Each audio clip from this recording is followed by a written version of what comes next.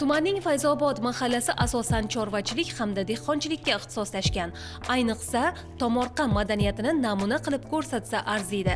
Sababi bu hududda istiqomat qiladiganlar yerga shunchaki ekin ekmaydi, balki har qarichiga ilm bilan yondoshadi. Bir sotixdan 5 million o'rniga 50 million daromad topishni bilishadi. Maymunjon haqida ko'p eshitganmiz, lekin bugun birinchi marotaba totib ko'rishim. Nordon ajoyib ta'm. Mana shu kichik meva katta daromadga sababchi desam ishonasizmi? Bir sotix yerda meva yo'nalishida bo'lmadi deganda 10 million, ko'chatchilik yo'nalishida esa 25 million so'mgacha daromad topish mumkin ekan. Endi o'zingiz hisoblab ko'ring. Lavhamiz qahramoni 6 sotixlik yerda Maymunjonning 8 xil bozor suydi navini parvarish qilmoqda. Avvaliga kichik qiziqishdan boshlangan dehqonchilik bugun asta-sekin plantatsiyaga aylanib boryapti. Maymunjon yetishtirish qahramonimiz uchun yangilik edi. Biroq qiziqish va tinimsiz izlanish natijasida u rezavor mevani oson ko'paytirdi. Hadisini oldi. Ko'chatdan olib keldim, uyga ekdim. Ekuvdim. Birinchi yil 4-5 ta meva qildi. Keyin haligini ko'rdim, kelasi yilga keyin yaxshilab parvarish qildim. Bir 30 tacha ko'chat oldim. Mevasi zo'r ekan. Shundan keyin qiziqish boshlandi. O'zi hamma mendan ham hozir ancha-muncha ko'chat olishadi-da. Ko'chat olayotganlar aytadi, "Bolalarga yegani" deydi. Nima aytaman, bolalarga yegani emas, siz yilda vaqt o'tkazmaydi, ko'proq oling ko'chatni. Sababi bu biznesga kirib ketasiz. O'zingiz istamagan holda. O'zingiz istamagan holda. Sababi bitta ko'chat birinchi yil 3 kilo, 4 kilo meva qiladi. Ikkinchi yildan endi 10 kiloga yetkazib boradi-da. Xullas 5 yashar bo'lganda 20 kilo atrofida meva qiladi bir tupi.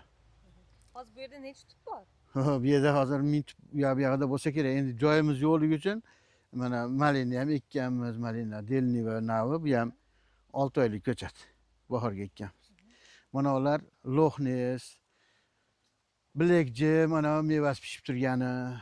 Undan naryoqda natches degani bor, loxte degani bor. Keyin bilek satin, bilekjim, u yerda traynoy korona degani bor. Buni yana kengaytirish niyatimiz bor. Endi bu baribir siz uchun yangilik. Boshlanishda qarovlari qiyinchilik tug'dirmadimi? Nimalarga ko'proq e'tibor berish kerak? Bu har qalay bitta pomidorni o'stirayotgan odam qanchalik shunga mehr bersa, xuddi shunchalik mehrni ham olmaydi bu. Bunga ancha-muncha kasallik tegmaydi. Boshlanishda 2 xil dori bilan obработка qilib qo'yiladi, bo'ldi. Undan keyin bargidan oziqa berasiz. Tomchilar sug'arish qilib qo'ysangiz, bemalol qayerda ishlasangiz ishlayverasiz. Ishdan keyin kelgandan keyin bunda aylanib yurib, bahringizni ochib ishni qilib qo'yasiz. Endi agar astoydil qarov qilinsa, qancha foyda ko'rish mumkin? Yarim sotik joydan mana bu yil 10 million daromad qildik. Bu ko'chatlarda bittasini navi bor, millionlik degan. Ana shu ko'chatdan ekkan odam million daromad qilgani uchun nomini million qo'yib qo'ygan. Bu shunaqa serdaromad. Uyquingizni ham zo'r qiladi, yeb yursangiz qoningizni zo'r tozalaydi. Salomatlik uchun ham. Salomatlik uchun juda katta 24 xil vitamin bor deydi buning ichida. Endi buni bozori qayer bo'lyapti? O'zlari kelib olib ketishadimi yoki do'konlarga eltib berasizlarmi? Bozori hozircha mahallaning o'zidan oshmayapti, yetkiza olmayapmiz mahallaga. Kilosini qanchadan beryapsiz? Kilosini 1 kilosi 40 ming, 100 mingga 3 kilo. Lekin bizdan so'rayotganlar bor, 1 tonna qilib berasizmi bir kunda deyapti. Sababi buni muzlatib eksport qilyapti. Prezidentimiz bitta narsasiga men qiziqib qolgan joyim, tomchilab sug'orsang 165 ming beraman sotigiga dedi. Qo'shnilaringga o'rgatsang 2 milliondan pul beraman dedi. Shu 10 ta qo'shningga o'rgatganingdan keyin dedi, senga 70 milliondan oshiq pul beraman dedi. Qiziquvchilar ham ko'p bo'lsa kerak, baribir daromadini bilgandan keyin odamlarda qiziqish paydo bo'ladi-da. 10 ming tupdan oshiq ko'chatga xaridorim bor. Ko'chatchilik yo'nalishida qancha foyda topsa bo'ladi? Ko'chatchilik yo'nalishidan aytmay, siz ham mana shu ishga o'tib ketib qolasiz.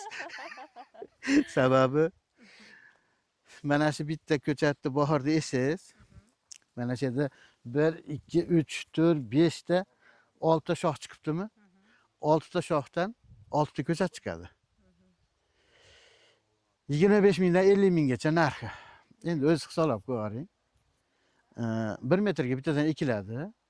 Endi menda yer yo'qligi uchun 10 santimetr, 20 santimetrga ekib yubordim ko'chatlarni. Endi kelgusida rejalar qanaqa? Baribir mana Kelgusida- ichiga kirib boribsiz. Bu yil aksiondan bir ozgina yer olsak, imkoniyat qilib Kengaytirmoqchi. kengaytirmoqchimiz.